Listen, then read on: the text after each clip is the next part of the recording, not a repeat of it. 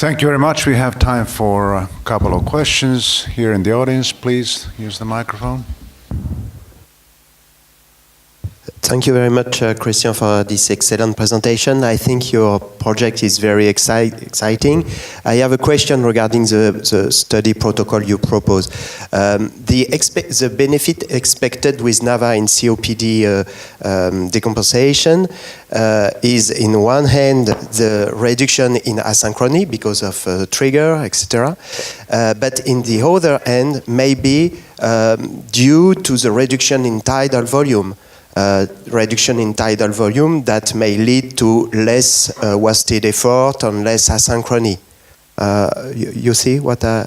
Yeah, I see what you mean, but this is a problem in all the patients with COPD. You cannot decrease the tidal volume too much because then you have too low alveolar ventilation. And protective ventilation, like in ALDS, is not possible in every patient with COPD if they present. That's what we see every day.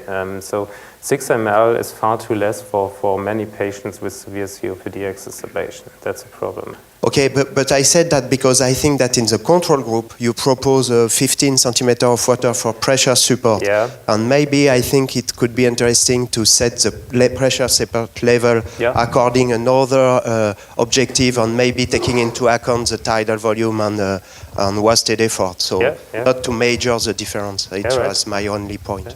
It's only a proposal for discussion, but that's what we should then discuss in such a study group. Okay, Arslatsky, and I think thereafter we need to move on. Please here, this side. Here. Or here, or here. Over here. Oh yeah, there's another one. No problem, thank you. Very interesting presentation. I have two short questions. One is, are there any issues you have in inserting the catheter in patients who have acute exacerbations? You know, they're really dyspneic.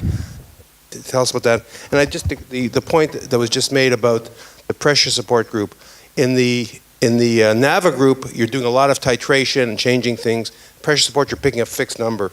So someone could say that there's a bias there, and I think you have to be very careful in in designing this. Okay, yeah, thanks very much. Yeah, this is what we have to discuss. Maybe then we stay with one NAVA level for the whole study. For the first, it's how much non-invasive is if you put it on NAVA with the tube, but we observe no problems with it, I would say. And I usually use the 12 French catheter, not the 16 French, because that makes the leakage a little bit lower. And we have some new types of masks. We not only have this full face mask for the from here to here, but we also have a new full face mask which goes around to here. That's a little bit more dead space ventilation, but it works very well in a lot of patients. And there we had with the 12 French catheter, we hadn't much problems, I would say. Yeah.